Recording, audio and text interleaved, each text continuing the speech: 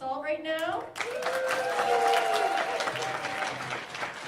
are just absolutely thrilled and delighted to welcome you here. It's going to be a fantastic evening. Loyola, New Orleans is my home school. I teach in the law clinic here, and so I'm especially delighted to welcome all of you to New Orleans and to Loyola. I hope you're having a great time. I want to give special thanks, although I might have to do it again at the end because she's not here, to our deans, Mary Alguero and Madeline Landrew, who give me a lot of time and space to do SALT work and who have been very generous about letting us use the building and in preparing for this event. So thank you to them for that. And I'll mention it at the end again when they arrive. We are here tonight to celebrate together, to have a fantastic time together, most of all to celebrate our wonderful, wonderful awardees. Yay!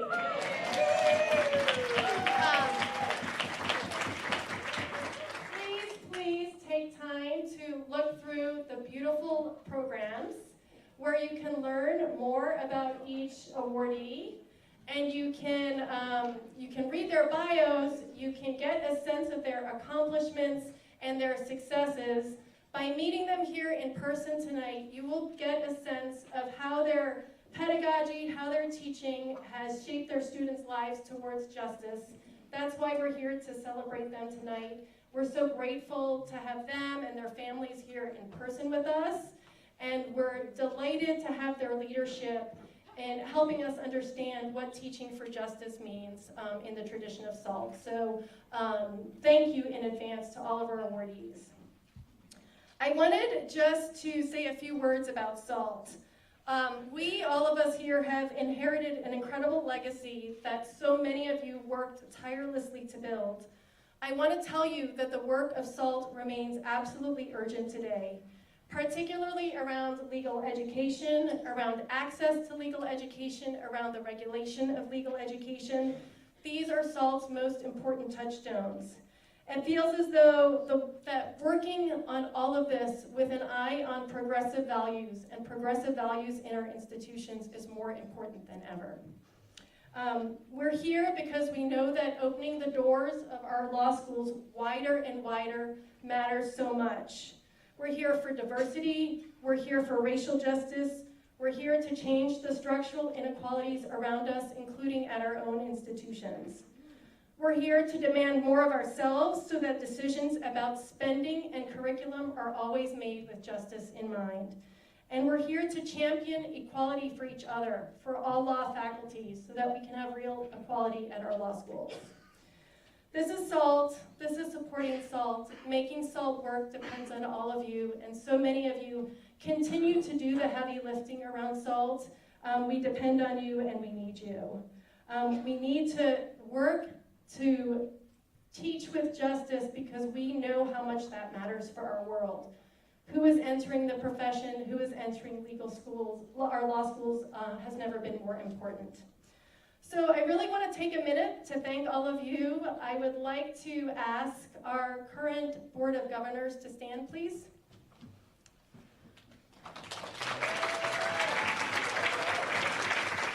Thank you. Stay standing. Stay standing. I'd like to ask all of our lifetime SALT members to please stand.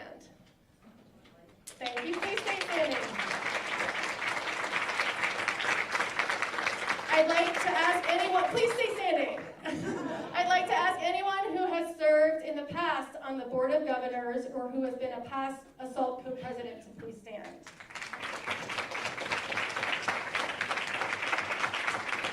And if you are a SALT member, I'd like you to stand as well, please. Please, all SALT members.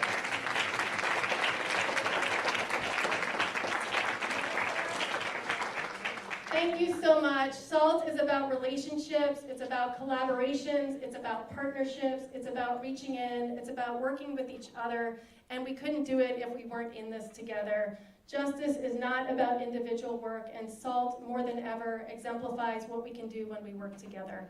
So thank you all for being here tonight. I want to give one more special thanks, and that's to our planning committee tonight, Sean Scott, Allison Gold, and a very special thank you to Catherine Grasso, who's been an incredible partner for me to work with.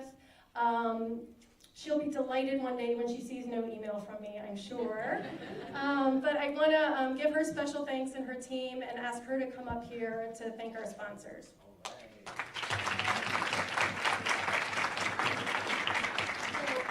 Of course, the next line is, of course, to thank Davida, right? She's the one who's putting all of the energy into this.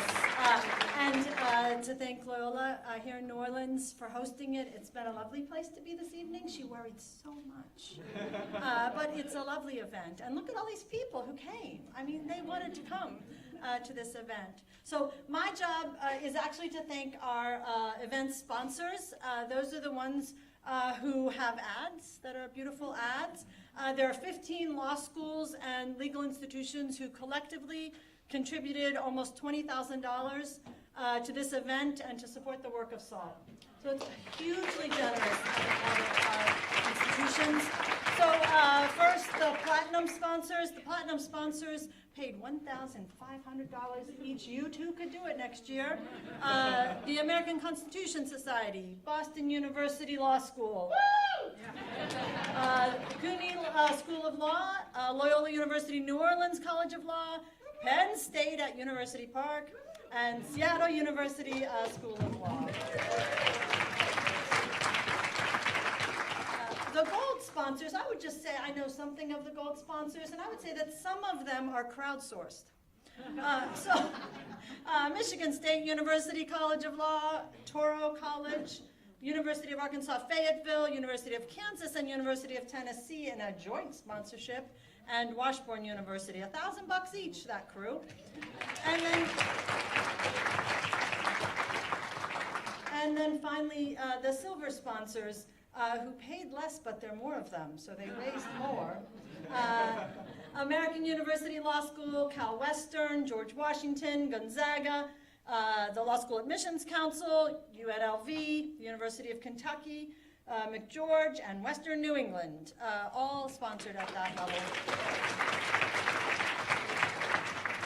I also want to give just a little hat tip to anyone who bought ads or who solicited ads successfully from their friends. That was an extra $2,000. So we did well because of all of your involvement. I think that I was also going to thank not only the reception committee, who we've already heard about, but also Teresa Cherry, who works with me at Michigan State Law and who made it seem easy to collect all these ads. She's who you heard from, right? Please send me a color one and a black and white one. Wait, I need it by this day. Okay, you can have one more day. That was all her and not me, and I wouldn't have been as nice. Judson Mitchell, who makes it so we can see it in different places and makes the website work, and Carol Magende and Dion Smith, both of whom were just instrumental in pulling it together. So thank you to all of you and to all of them for a successful event. And with that, I hand it over to Matthew for the real event.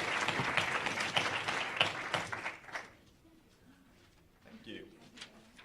Again, I'm Matthew Charity, another SALT co-president. And now we're shifting to the part where we actually begin to focus on honoring the people that we get to celebrate tonight. You may have heard that success has many parents, while failure is an orphan. Well, we were incredibly successful in selecting our awardees, as you will soon see. I wanted to thank, though, the parents of our awards program, our Human Rights Committee, and the board members of our Great Teachers Awards Committee. The awardees are going to have other people introduce them, and I will introduce the people making the introduction to just add another unnecessary layer. But I also wanted to thank the people who made the nominations. We had an incredible group of people that we could select from this year for the Great Teacher Awards and for the Human Rights Award. And it's because of our members, it's because of our board members, it's because of those who care about these issues and want to make sure that some people who are doing wonderful things are known. And it's one of the great privileges of working with SALT that we get to know those people just a little bit better. So I want to thank I'm not going to name the names of the board members, so for those of you the people who are involved, so that those of you who made nominations, you're like, but my person was good too. I understand that. But we're very excited about honoring tonight Professor James Silk, Professor Lisa Brodoff, and Professor Richard Klein. So at this point, we're going to shift to the awards part of the ceremony, and I'm going to ask Paul Lyndon Reddick to introduce Professor Jim Silk.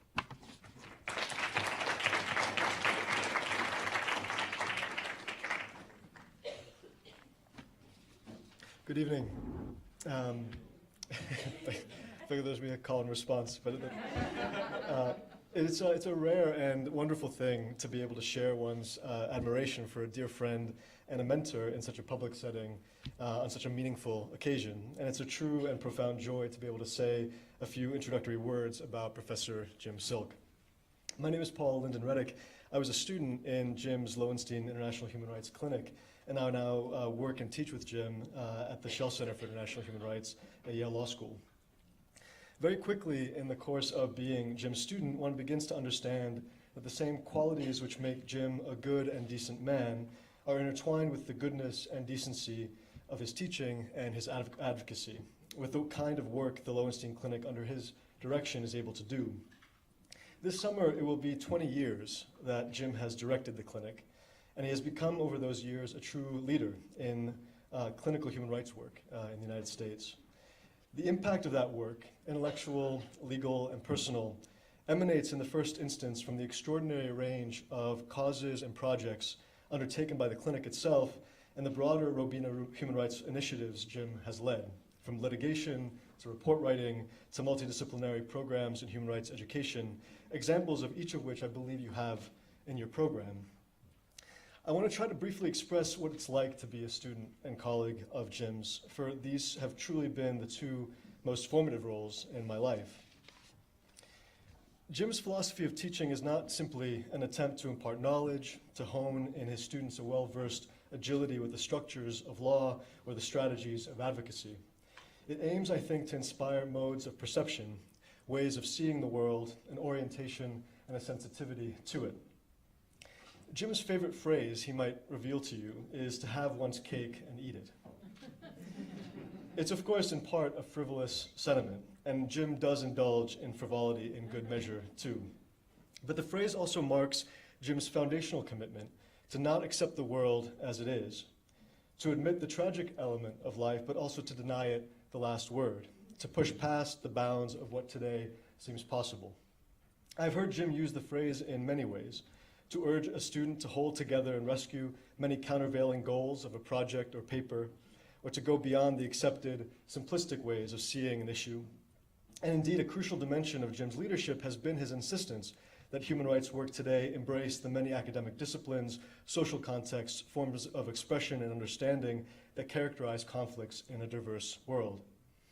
But the phrase for Jim also, I think, reflects perhaps the essential promise of human rights, a promise for an unlikely and challenging justice, that a human being might enjoy the rights secured by a political community only by virtue of one's humanity, and not because one is already an equal and powerful member of that community.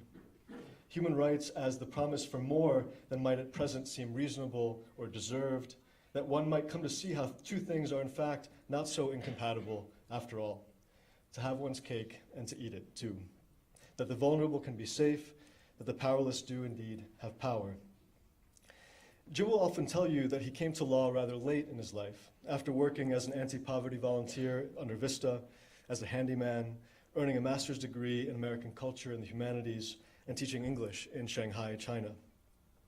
Jim then served as an analyst and a writer for the U.S. Committee for Refugees before finally attending law school when he was almost 40. And I can't help but think that this life before the law is part of what gives Jim's work and his writing its clarity of sense and of ethical purpose, a calm returning to the core of things. His scholarship in international human rights law has been marked by a willingness and a desire to correct for excess, to encourage self-reflection, to entertain doubt without succumbing to cynicism. Jim's seminal work here that aims to redress the outsized and often hubristic emphasis on criminal prosecution in response to deprivations of human rights is here, I think, quite exemplary. And so in a subtler way then, in Jim's writing, to have one's cake and to eat it has translated into an effort at once to critique human rights and to save it, to save by critique. And at a time when the rightful scrutiny of the adequacy of human rights institutions can so easily turn into that broader cynicism about any universalistic ambition, this is perhaps Jim's contribution most needed by the field of human rights today as a whole. As Jim wrote in a note several years ago that I've since treasured, the point sometimes is just to keep ideals from becoming extinct, like cherishing a small herd of buffalo preserved and nurtured, even if it's not the same prairie full they used to be, which is what always makes me read that Anne Frank quotation every semester. I must hold on to my ideals, for perhaps the time will come when I shall be able to carry them out. I won't read the entire quote. It's from the end, one of the very last entries of Anne Frank's diary from July 15, 1944. Jim really does read it aloud to his clinical students at the end of every semester. I won't read the passage because I know it will become too emotional, as it is for Jim every time that he reads it. But I promise that it does capture something essential about the kind of teacher and man Jim is. His attunement to the suffering and cruelty of the world, to the need to defend our ideals and one another. Allow me to introduce my teacher, my colleague, and my friend, Professor Jim Silk.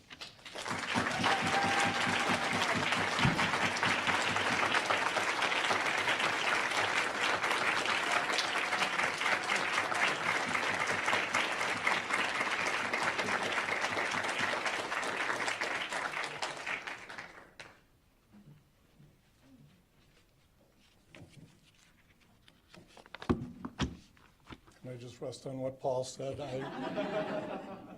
Thank you, Paul, and thank you, Matthew, and Davida, and Loyola.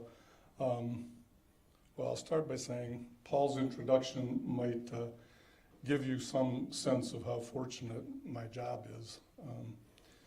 I get to work on the issues I care about, and I do it with the best colleagues I've ever had, students who are smart and committed and cooperative and even appreciative. And it's really gratifying to have Paul and Paul's wife, Allie, who met in the Lowenstein Clinic, and whose wedding I officiated here, and some of my colleagues and a couple of other former students. I'm really deeply moved to receive this honor from SALT. It's so meaningful to get an award from an organization of my law teaching colleagues, an organization with SALT's progressive mission, which is so important, especially in these dark times that threaten the use of law to achieve a more just and equal society. It's also profoundly humbling. There are only a few people in the world that I've not only admired, but have looked to as genuine heroes of mine. And there are several of them on the list of previous recipients of this award, and I don't really feel like I belong on that list with them. My work on human rights, as Paul said, for the last 20 years has been through teaching the Allard Lowenstein Human Rights Clinic at Yale.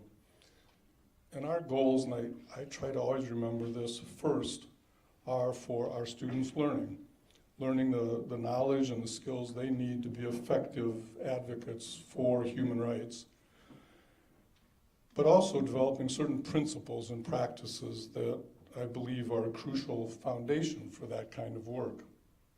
I've been guided by my friend Peter Rosenblum's articulation many years ago of the goal of clinical human rights education, what he called teaching our students to be ambivalent advocates, maybe a kind of cake and eating it too. Zealous in representing our clients, the ultimate clients to whom our work is always directed, even if they're far away, but equally zealous in asking hard questions about what we do and why we do it.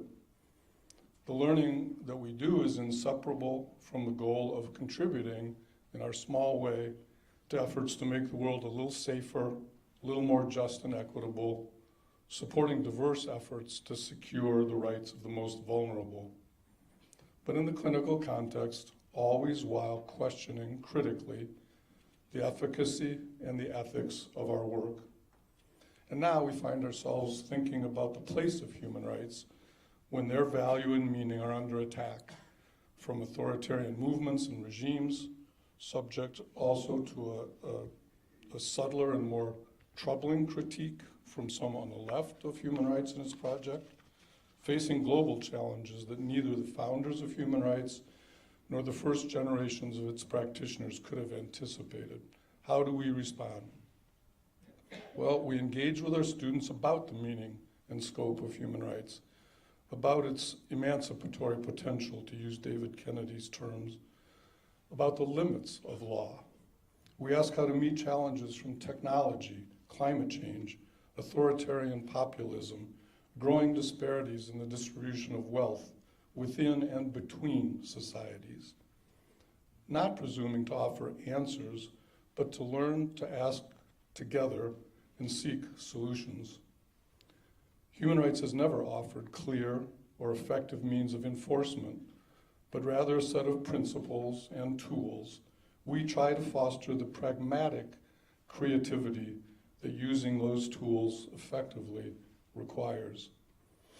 Like many others, I was first drawn to human rights work by those most dramatic and perhaps morally unequivocal outrages, genocide and apartheid. But I've learned to see the importance of violations on arguably a lesser scale. And because the clinic responds to requests for collaboration from a wide range of advocates, we've worked on the rights of women, children, indigenous people and communities, older persons, an issue on which we've especially been trying to find ways to be useful, poverty and gross wealth inequality.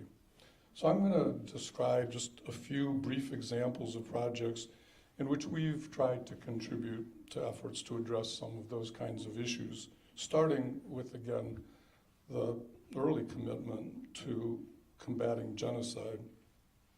So working with a good friend of mine from West Papua, Indonesia, who's now a refugee in New Haven, the clinic wrote a paper assessing whether Papuans could appropriately call the abuses they'd suffered for the 40 years at that time since Indonesia's annexation of West Papua genocide.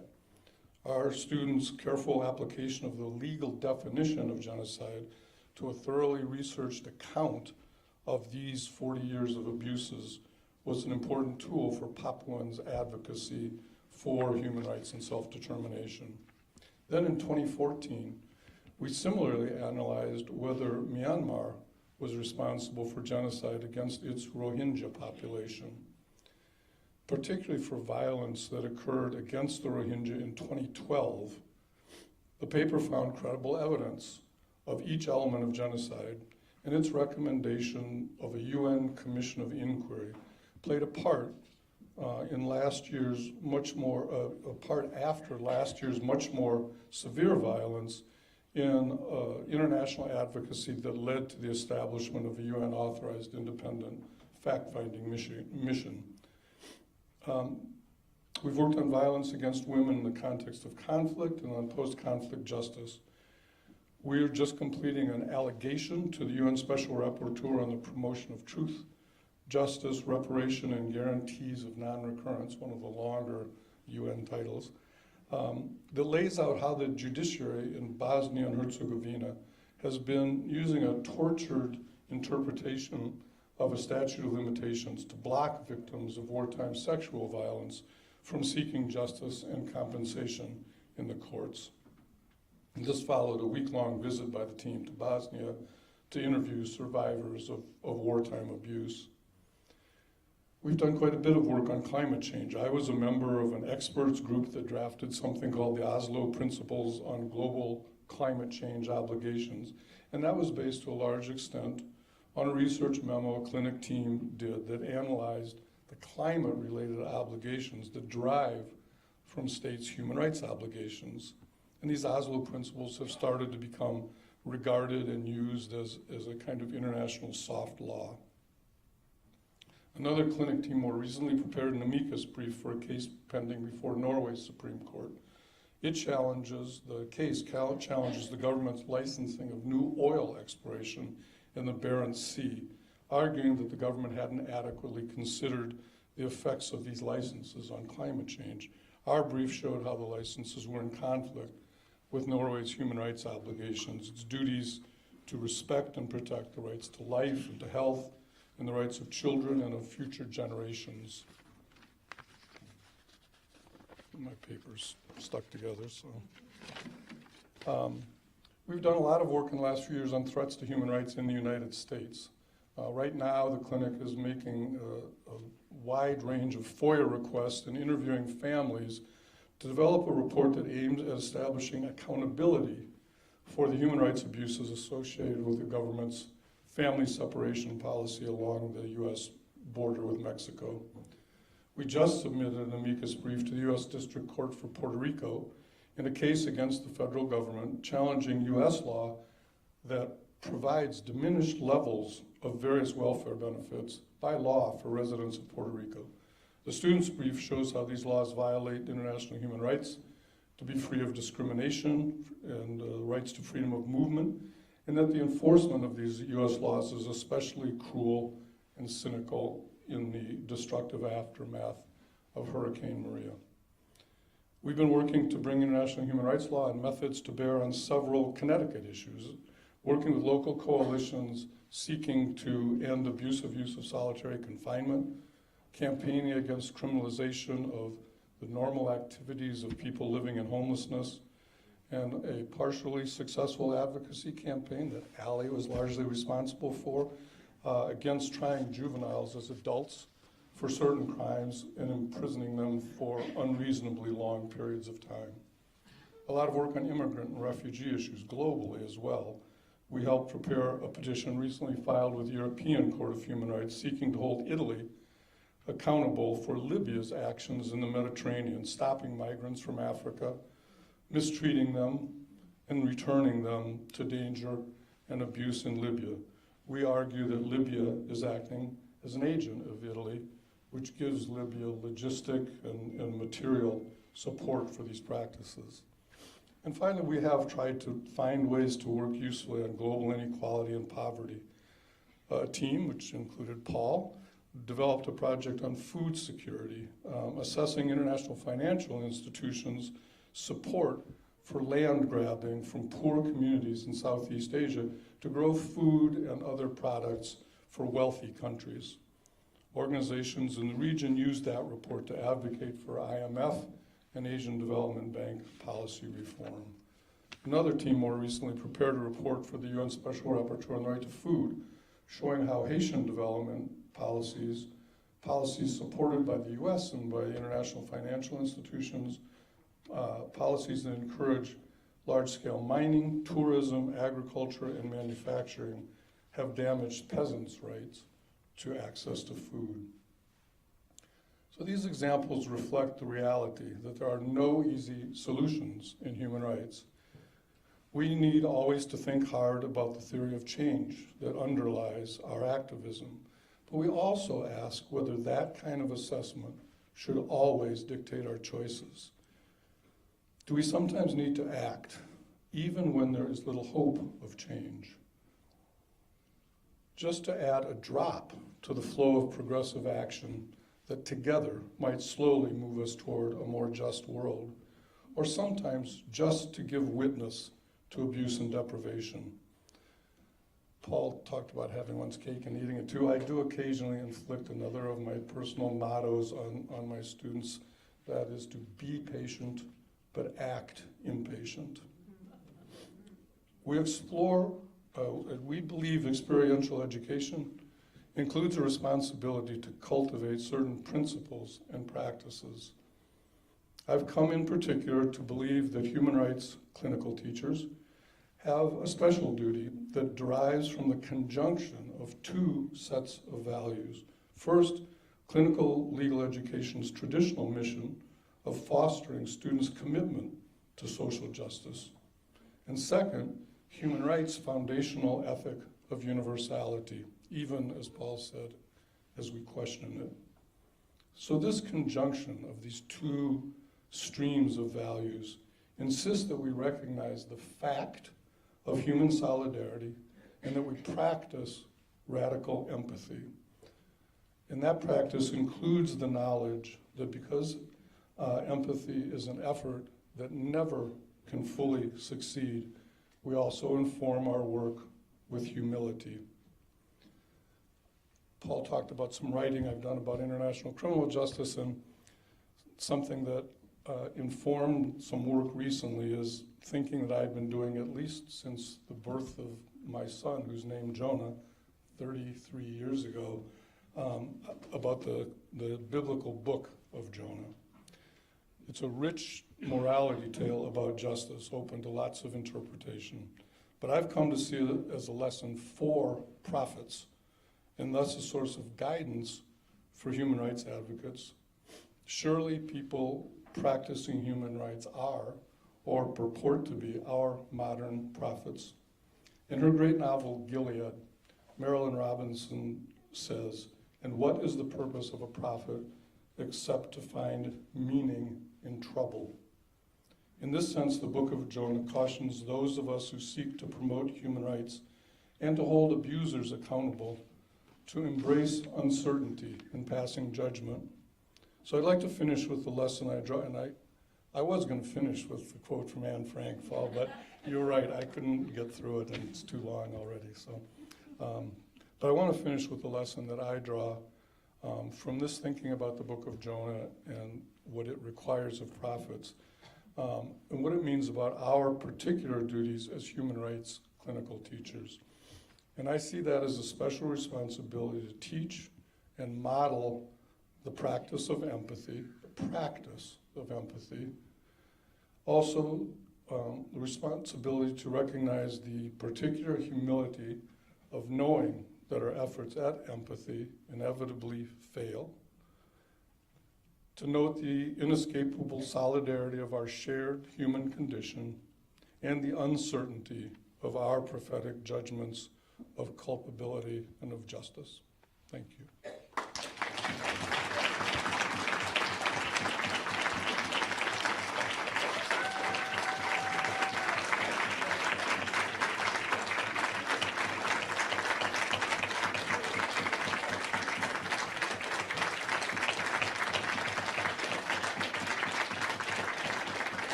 I want to remind everyone that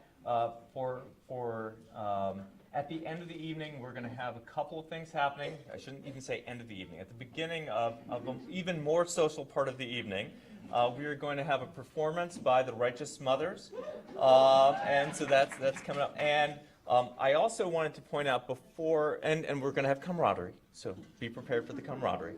But I also wanted to point out that it's my understanding that Lisa Brodoff has, when she has called on students, given additional points to them if they actually sing their responses in class. So now we're going to have Dean Annette Clark come from Seattle University. And I don't know if she's going to sing, but I know that she'd get extra points if she did. All right, thank you.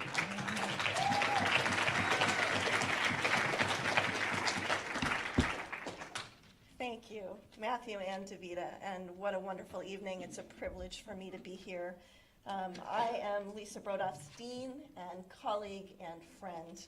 And keeping with that musical beginning, as I was thinking about how do I describe Lisa Brodoff, the song that kept running through my head was from The Sound of Music. How do you solve a problem like Maria? Except it's really, how do you describe a person like Lisa? And for those of us who know her, you already know. And for those of you who don't, it's really hard to encapsulate someone who is so extraordinary at what she does. But I'm going to try. So I will give you some of the basics. Lisa joined our faculty in 1997. She came to us, she'd been the chief administrative law judge for the Office of Administrative Hearings. She's been the director of our Ronald A. Peterson Law Clinic since 2010. She has done so much in our law school in terms of experiential education. She has led our efforts. She has developed new clinics for us. She has taken the externship program under the clinic's wing to create an incredible partnership of experiential education. She's helped us launch new degree programs. She has worked to break down silos between experiential law professors and those who teach podium or doctrinal, whatever you want to call it. You can tell just by the number of her colleagues in the room, the collaborations with our legal writing program, with our externship program, with our academic resource center, with our librarians. It's unbelievably creative and innovative, and she is, if you excuse my French, just a kick-ass law reformer in all of this.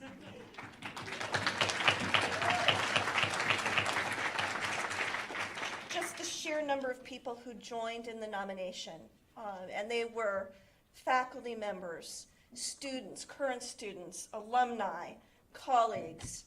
And I wanted you just to give you a sense of some of the words that they used to describe Lisa. Boundless, infectious energy, positive, warm, caring, a role model, a partner with students and faculty, a genuine collaborator, innovative, creative, a force for good, competent, her commitment, her professionalism, her humanity, her humility, her compassion, her empathy, her use of play. She leads, she laughs, and she sings in the classroom. And she transforms people's lives. That doesn't even encapsulate Lisa Brodoff. And so when I tried to get down to what is the core of it, what makes her such an extraordinary educator, what I came up with were 3 words: joy, light, and hope. She exudes a joy that is unquenchable. There is a light that surrounds her, that makes you feel good being in the presence of Lisa Brodoff. And she brings with her a hopefulness. So when we keep saying to ourselves, love wins, it's Lisa that makes me believe that that's actually true. So to conclude, one of my colleagues, Professor Mark Shannon, wrote an article entitled Teaching as a Form of Love. And what he said was that teaching as a form of love requires that we treat someone with dignity by insisting on and bringing to birth the best of those we teach. And he also described teaching as an invitation to life and to love within the human community. And that fits so perfectly with one of my favorite texts from Khalil Gibran, which is, work is love made visible. Lisa is the most exceptional practitioner of teaching as a form of love that I've ever seen. And so to make sure that I end with my musical reference, because she's so hard to describe, I will just say she's supercalifragilisticexpialidocious. Lisa.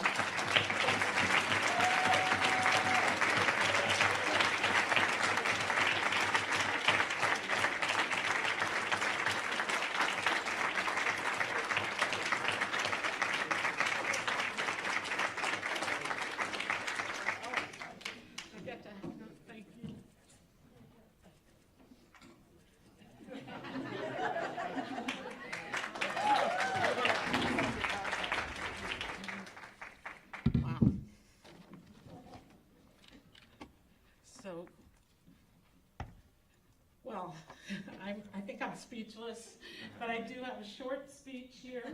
I'm simply overwhelmed and joyous.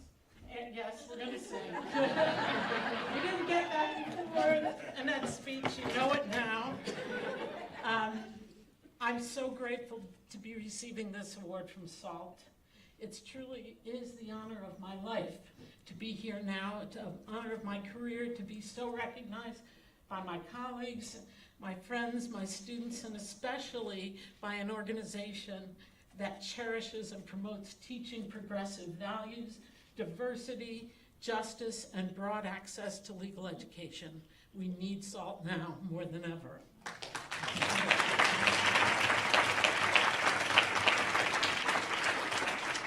I'm here because I lucked into a teaching position at Seattle University, which is a law school that puts teaching social justice at the center of its mission.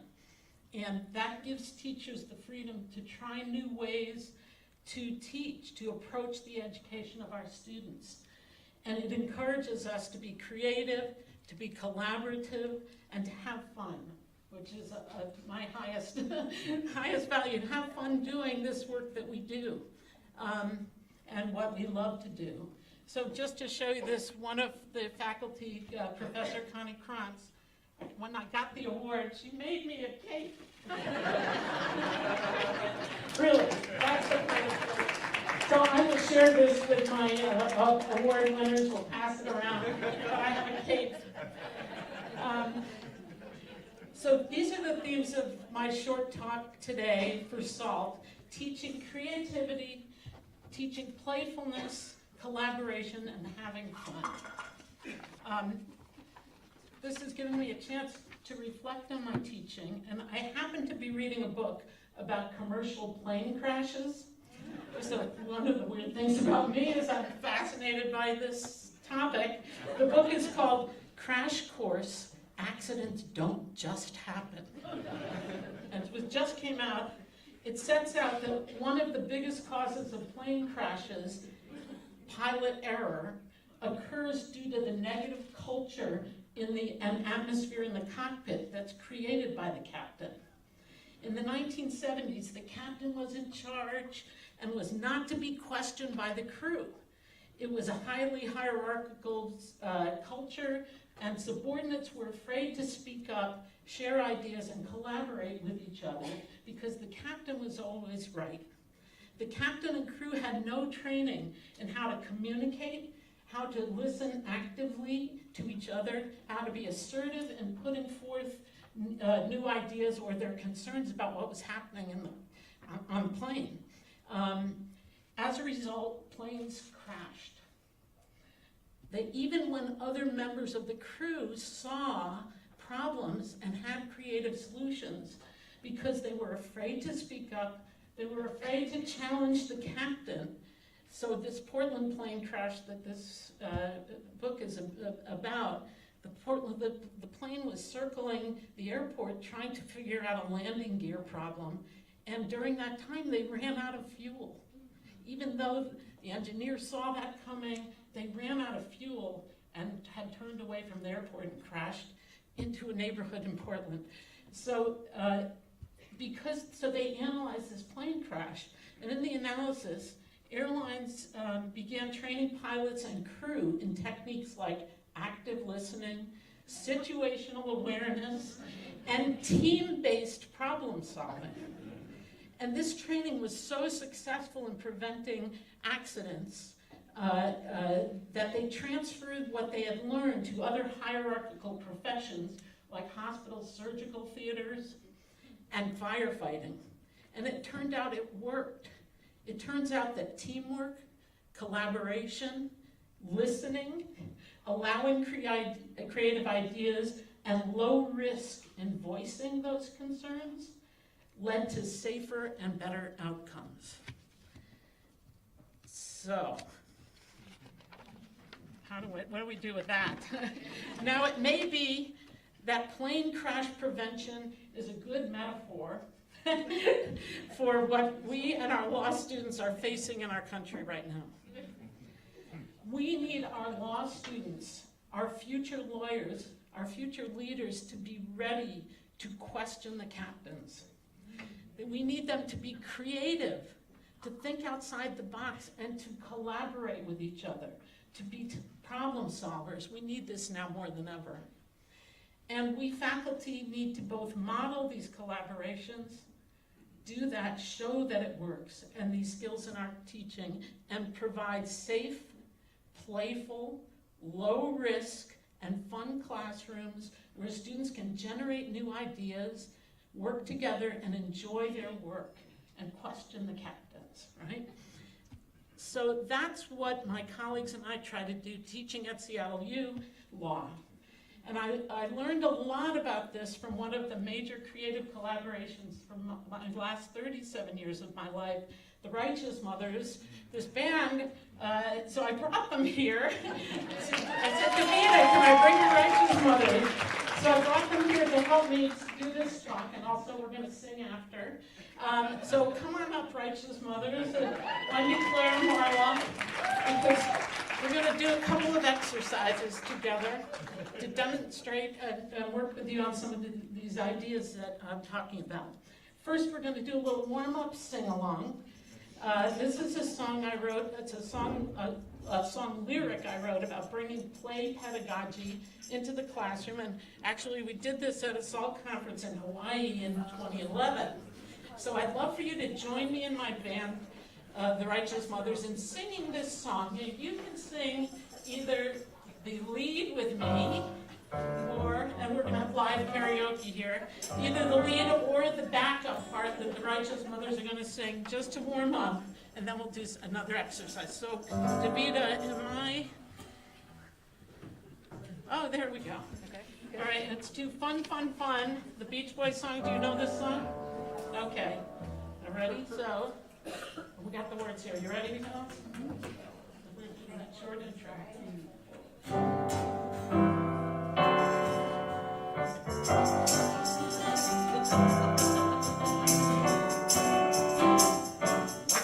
Well, the pedagogy in law school can be such a drag now, be such a drag. There's a systematic method, and once in a while, a role play. We try to role play. Yes, the legal academy is such a serious place now. Can we try fun, fun, fun, as we learn the pedagogy of play? You're tired of the old routines and hypothetical queries, and your students are down and lost, tired and weary. Oh yeah. And let's change the PowerPoint. Here we go. If you're tired of the old routines and hypothetical queries, and your students are down and lost, tired and weary, get out of that box, have a play. We'll all be more cheery. And fun, fun, fun, and we do the pedagogy of fun, fun, when we do the quiz. We'll have fun, fun, fun, when we do the pedagogy of play. Okay, we're gonna do this.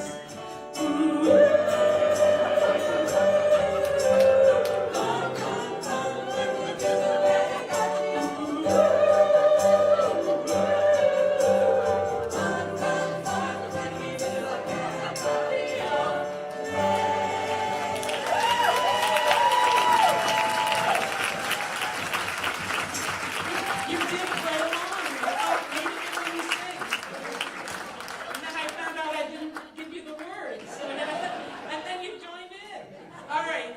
So since you played so well, we're going to do a little exercise that I've done with my students now that you're warmed up. And here's the thing. I want you to pair up with a fellow. You're going to write a team teaching cheer. You're going to pair up with one or two other people. I would have my students pair up with someone they don't actually know, but you can pair up with whomever you want. And I want you to choose 1 to 3 things, skills, values, or knowledge, that you would want your law students to have learned, at least in part from you, that they can take when they leave law school to help them in their careers and in their lives. So think of between 1 and 3, and then you're going to take those words and put them in the form of a cheer, okay? And write a cheer together. I'm going to get, you get the idea? So you have to, we're going to try a couple. First, we're going to start with the typical cheer, and then we'll go to, so here's a typical cheer, and the Righteous Mothers have agreed to, and you can also join in. All right, here's a typical cheer. Ready? ACT. ION, action, action, hit it again. ACT, ION, come on, SALT nominees, let's win. All right, so that's your typical cheer. Now this might be an example of one like we did. Ready? Know the law, do what's right.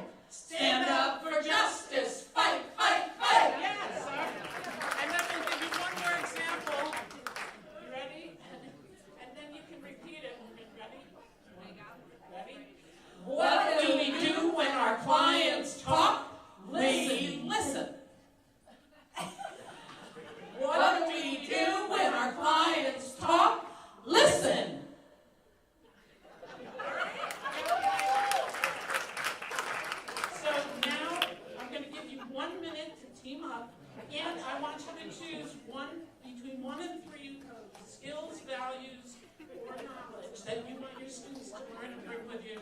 And I'm giving you 1 minute that's going to be strict, and then I'm giving you 2 minutes to write your cheer. And there's no cards there if you need them, so pair up. Go.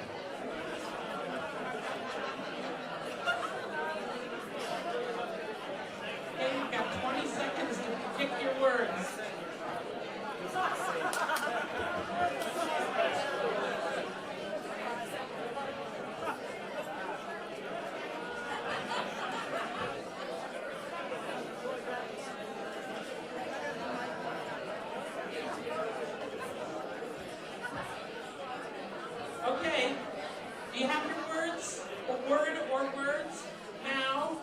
Now you're going to have 2 minutes and you're to write a cheer using that word or words that your teaching team cheer. Go.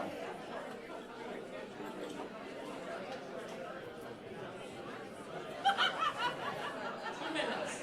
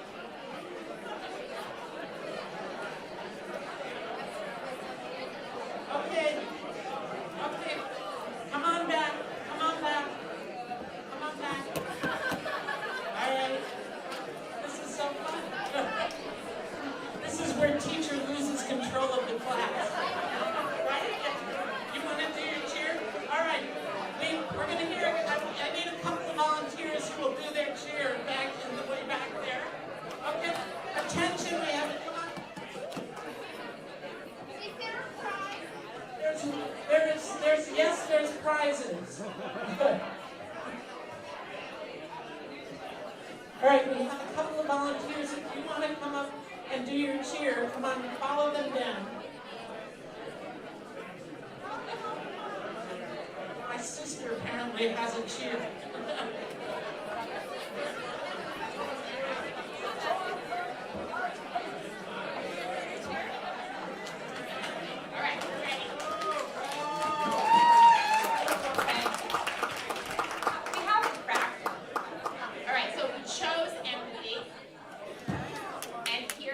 Cheer the first time. 1, 2. Empathy, empathy. Who do you have empathy for? Your client, your opponent, everyone who walks in the door.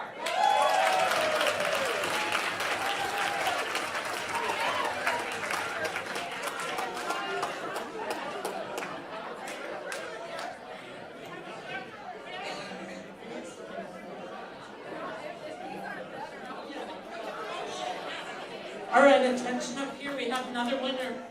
Okay. Love your client. Love to learn. Do your job with passion. Win. All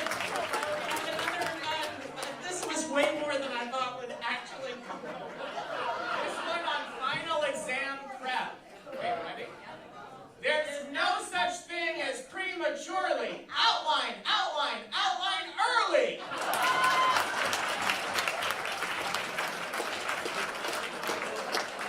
And now, all right.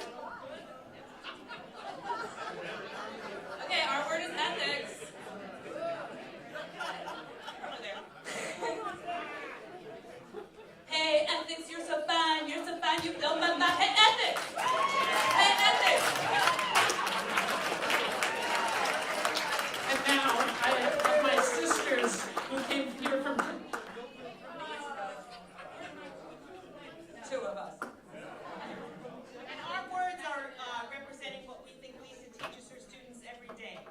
Lisa, what does that mean? Love, inspiration, sensitivity, and action.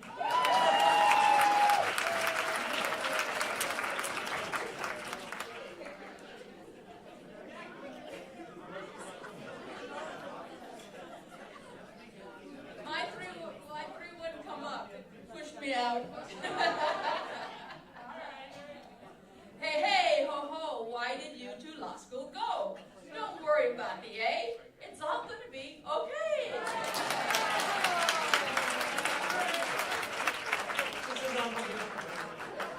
This is my sister Maureen. I'm not a law teacher, but I am a lawyer. Okay, sometimes your case is not that strong, but your client needs you to push it along anyway. What do you need? Courage, courage, courage.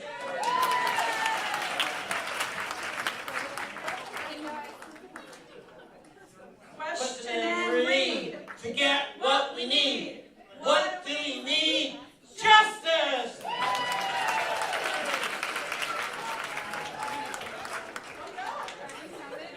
And now we have a piano player coming up.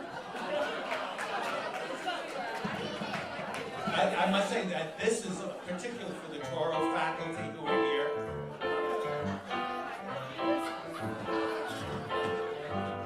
Empathy, empathy, empathy. With empathy, you'll go far. It's more than empathy, empathy. It's more important than passing the bar.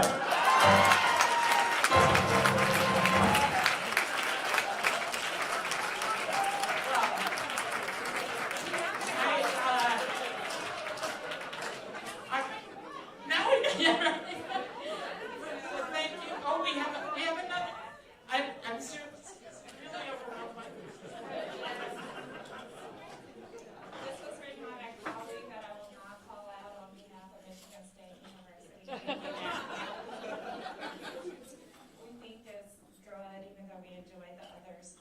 Empathy, empathy, 1, 2, 3. What kind of lawyer do you want to be?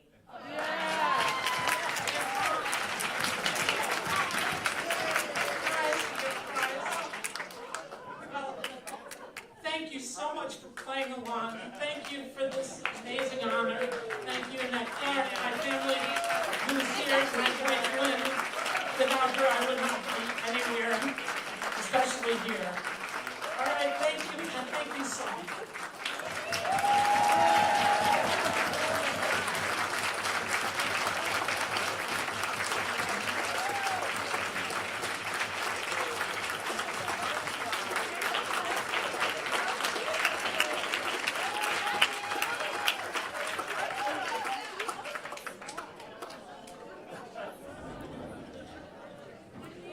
All right, we all know that between camaraderie and us is one more awardee, so no pressure on time there. But I do want to recognize that we are going to have Richie Klein come up to introduce him. Eileen Kaufman is going to come up, and I think she's got an entourage coming with her as well, which is Eileen.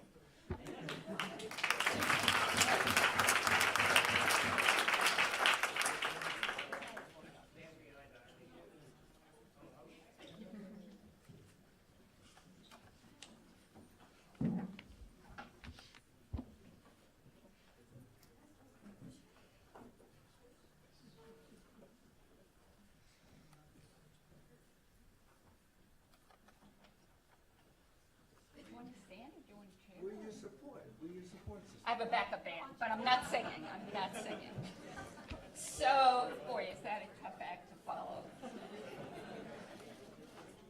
introducing Richard Klein as one of the recipients of SALT's Great Teacher Award is among the happiest tasks I can imagine.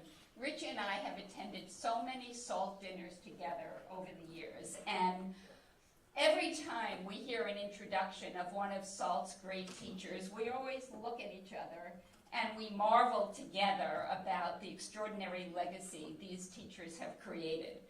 And so tonight we come together to add Richie Klein to that amazing group of teachers, and I have to say how much that renews my sense of justice in the world, because it's truly hard to imagine anyone who deserves this award more than Richie Klein. So I stand here on behalf of all of Richie's colleagues at Touro and elsewhere, and I stand here with Doug Colbert and Howard Glickstein and others who nominated Richie for this award. And I stand here on behalf of Richie's community of legal aid, lawyers, and public defenders throughout the country. And most importantly, I stand here on behalf of countless students, generations of students whose lives have been forever changed by Richard Klein.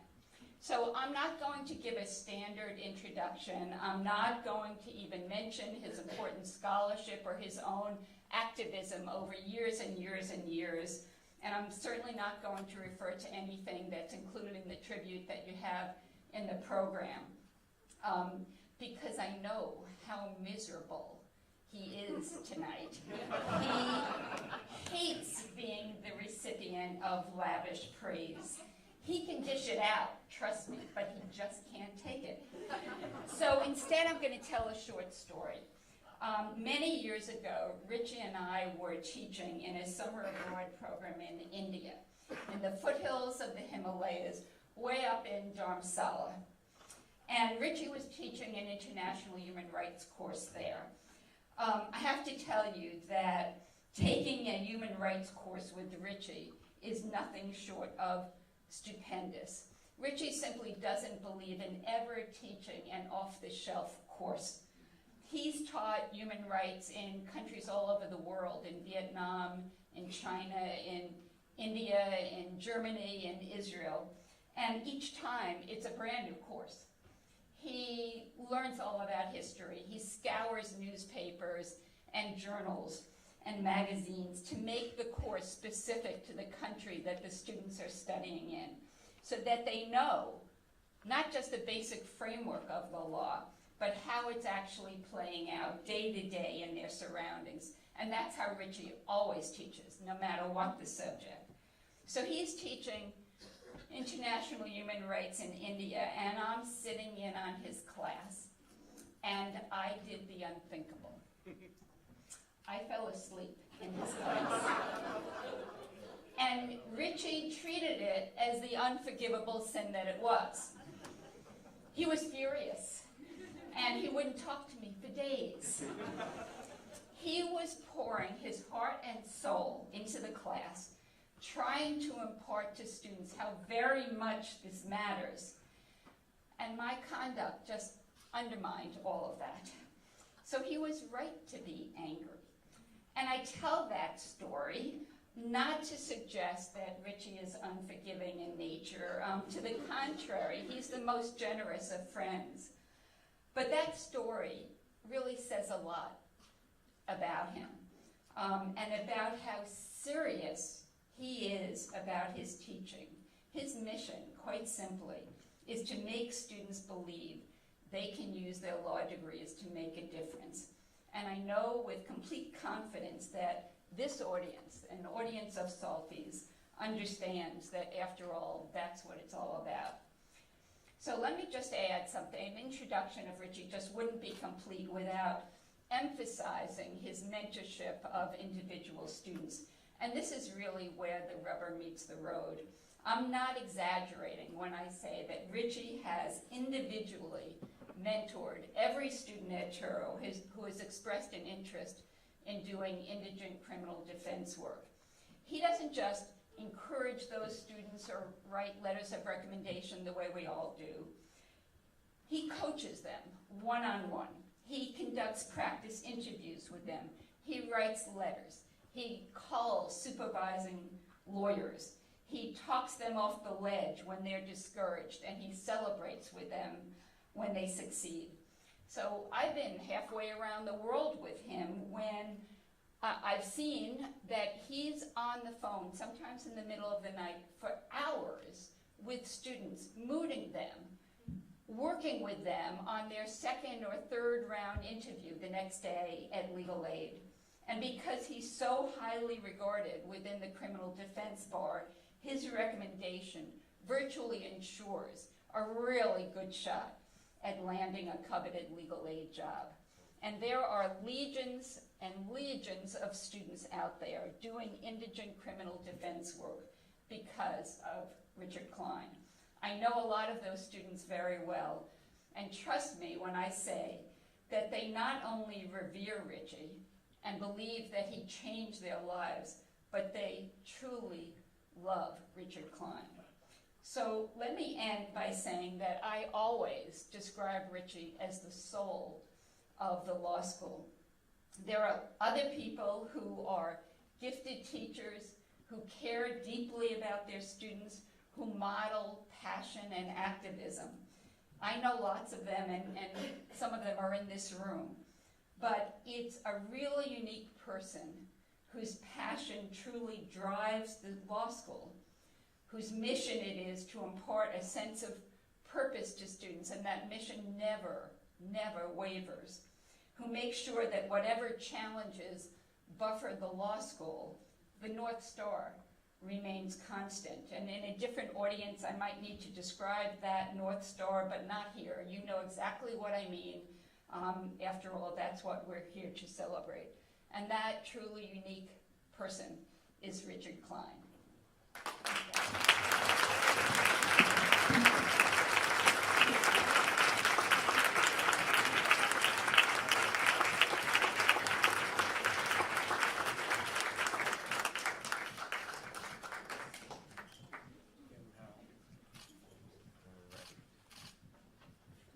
I'm sure only one thing will be remembered from that tribute.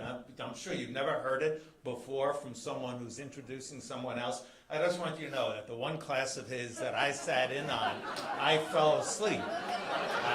So I'm going to forget that part and sort of strike that part completely. I do want to respond to a number of the things that were said by both Jim and Lisa. One of which, and Lisa emphasized the joy of teaching.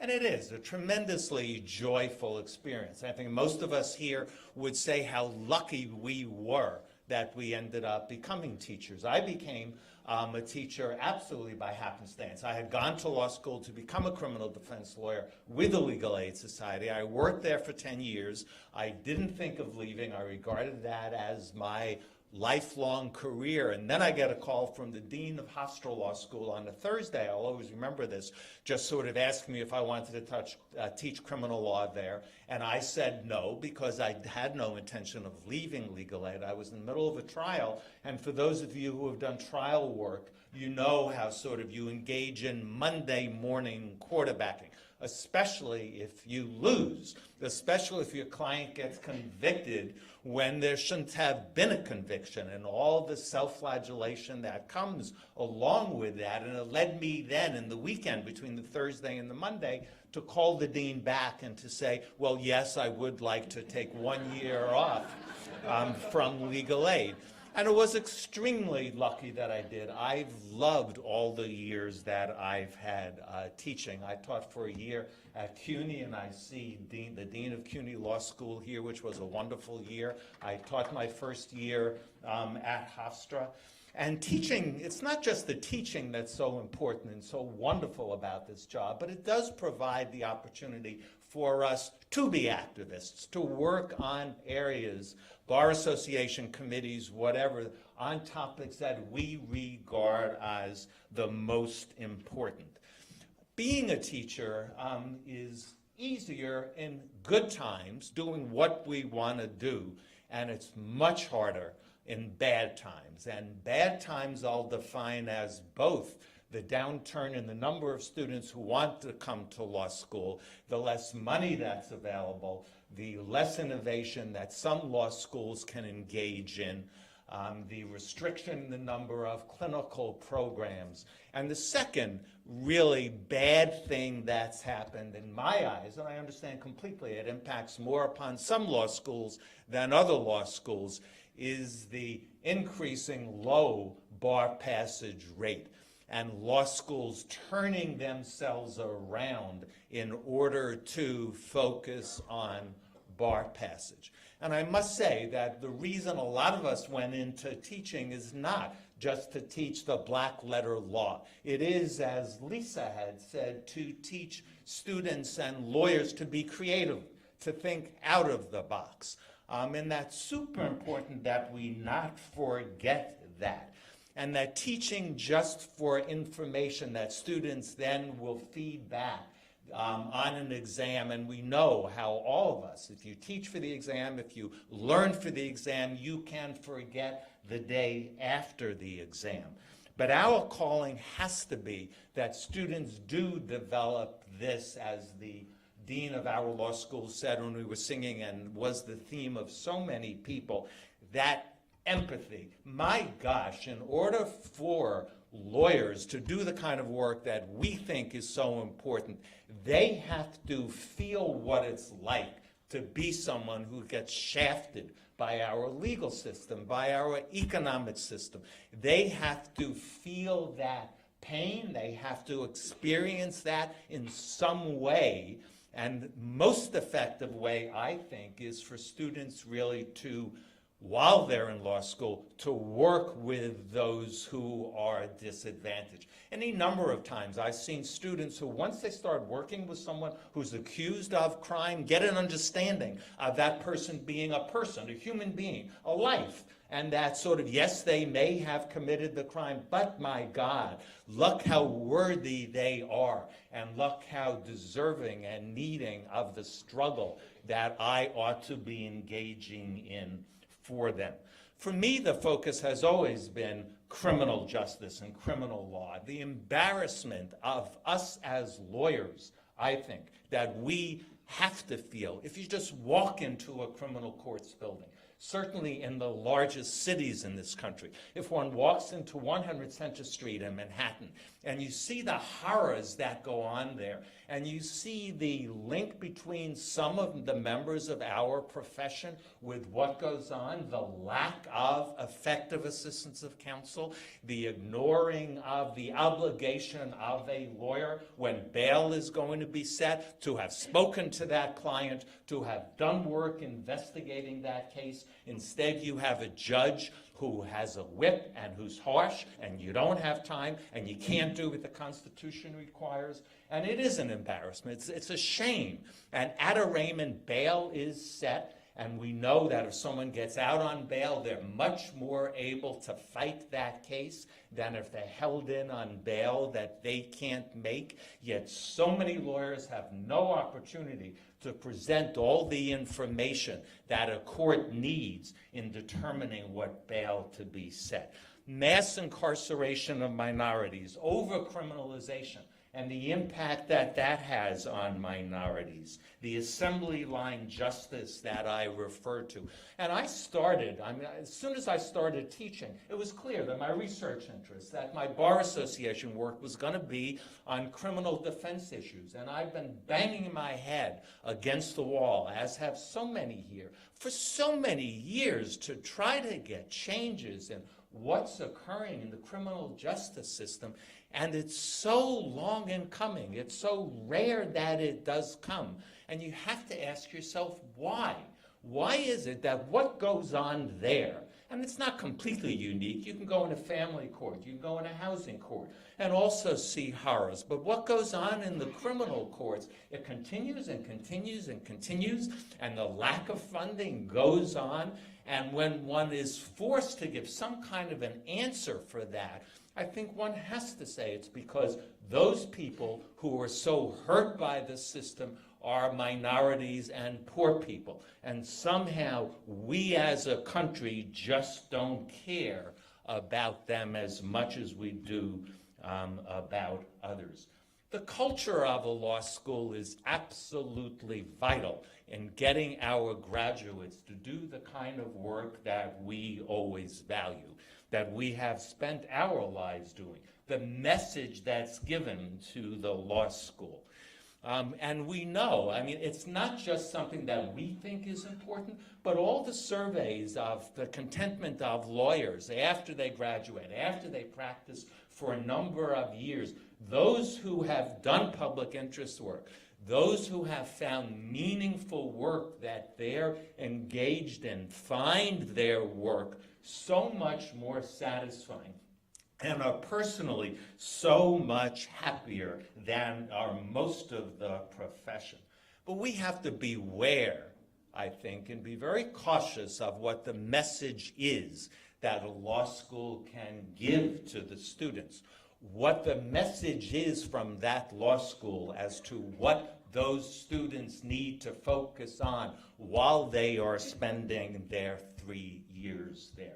And I've seen an example of corruption, of corrupting students' values. I started as a student at Harvard Law School in 1969. This was the 60s. Students started there with all kinds of goals, and these were people who had been activists when they were in college. They went to law school to use their law degree to do something constructive, and they got bought off. The message of that school from top to bottom was that you should be doing this corporate work. If you do, and if you get a taste of it, you'll have these wonderful dinners, you'll have this huge salary, you'll get box seats at Madison Square Garden and at different plays. And that law culture took those people away from why they went to law school and took them down a very different path. Most of the people who start law school are not, in my experience at least, or at Touro, and I think it's probably true at most law schools, they're not really familiar with the poorest of Americans, what the needs are of Americans, of so many of the poorest of the people. That's why we must, I think, from day one, have the students form their identity as lawyers, as students of the law, with a commitment, with a dedication to, I have an obligation, along with this privilege that I'm going to be getting as far as being a lawyer, comes a responsibility, comes the absolute need to use my skills to try to alleviate some of the misery, some of the suffering that indeed does impact upon so many people in this world. I must say that I did disagree with something that Jim had said about the universality of the human experience. You know, I think it's not, we would like to think that, well, we all are human beings and we have the same experience, but we don't. And I think that it's not just the poorest of people in this country, but I had spent 2 years living in Somalia. I was a Peace Corps volunteer before I went to law school. And I can say that it's really true across the board that every single person who spent the 2 years in Somalia understood how great we have it, understood that we have to do things to work for some kind of a way to deal with the poverty, with the starvation, with the homelessness in this country. And I think that kind of experience for our law students, and most commonly it means clinics or externships, is absolutely vital. For the students to develop the cultural competency as far as the American Bar Association required learning outcome. We need to be role models, to be sure, and again, so many of us are. We need to, through our research, through our activism, let the students know all the things that are important to us and therefore should be important to them. We didn't come to teaching to maintain the status quo, and our students should realize the obligation that they have to work to reform. Like many of us, I think, or at least many of us that I know here, After college, we were uncertain whether to become doctors, perhaps, or lawyers. And I think that lawyers, to an extent, do deal with, if one works to help the poorest and the most deprived people in this country, you do work to alleviate pain, to alleviate suffering. It's not so different being a lawyer who serves the public interest from the job of being a doctor. It can take longer. I think what someone had said, what Jim had said earlier, is that one needs to be patient. And there are now in the criminal justice world changes happening. After battling our heads for so many years, there are reforms. There are changes in the setting of bail. There are changes in marijuana laws. Changes are coming at the statewide level as well as on the federal level. And it's necessary sometimes to just fight against all of these odds to see any kind of a payback. So I have found, I must say, the job of being a lawyer to be glorious work. I found teaching to be an incredible amount of joy, to be so meaningful, to be glorious work as well. And I just want to thank everyone here so much for listening and for this honor. And Eileen has managed to stay awake, so I guess I have something to toast to in a while.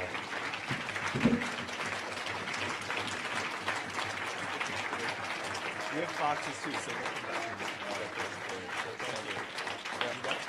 we're going to bring a box too.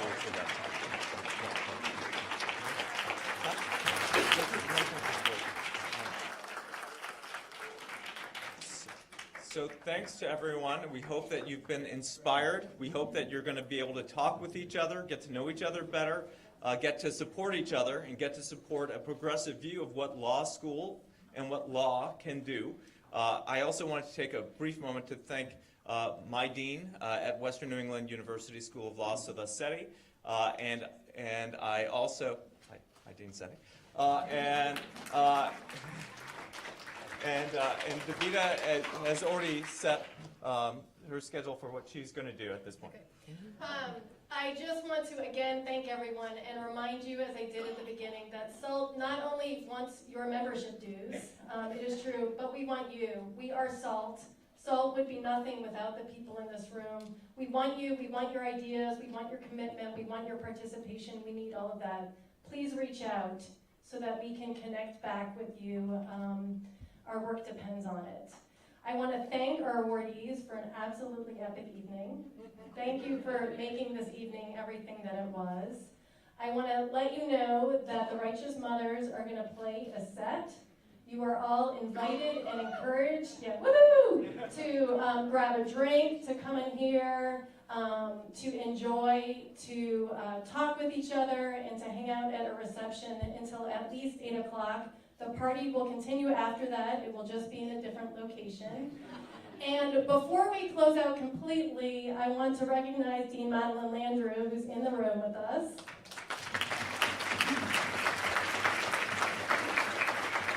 Dean Landrew is basically a brand new dean. She came to us after 16 years of being a judge, and in her first year, not only did she join SALT, but she traveled to Penn State for the first SALT teaching conference that rolled around.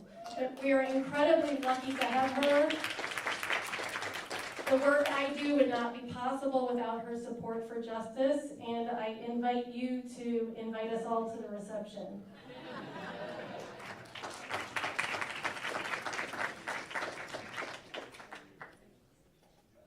Did anybody video her thanking me profusely at the beginning? She just wanted to make sure that I knew that she thanked me profusely at the beginning. I want to welcome you to our law school, but I want to tell you that how I really, after I landed here, this is how this went with Davida.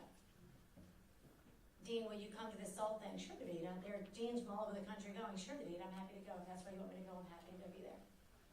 I traveled from here to Washington, D.C. to meet with some folks there and have some meetings there, and I was going on from there to State College. And about 10 o'clock the night before I was getting on a plane to go to State College, I get a text from Davida that says something like this. Is now a good time to tell you, and is text a good way to tell you, that you're the only dean appearing in person, and everyone else is appearing remotely from their offices in their place. And I wrote back, I was like, Davida, this is a perfect way to tell me. A perfect time to tell me when I can't do anything else but continue my journey. But of course, I'll go anywhere where Davida wants me to go. And more importantly, I'll go anywhere.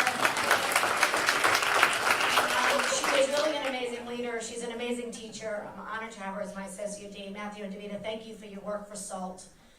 The work that you do in this organization is eminently important to the country that we're going to become. And if we're going to become a more perfect union, it is this kind of work among law professors, around people of goodwill who are going to say exactly what Richard Klein just said to us, that our work is not done, and the way that we inspire students to be the next generation of lawyers. And if you think about our jobs of being responsible for the next generation of lawyers that is going to lead this country to where it needs to be, that's a pretty awesome responsibility, and I am pretty comfortable with that responsibility being in your hands. So thank you all very much for coming. I stand in the way between you and a drink, and that is something no New Orleanian will ever do. So welcome to New Orleans, welcome to Loyola. We're honored and proud to have you here. I'm honored to do this work, and I'm thrilled to be in this game with you. So thank you all very much, and I look forward to meeting you.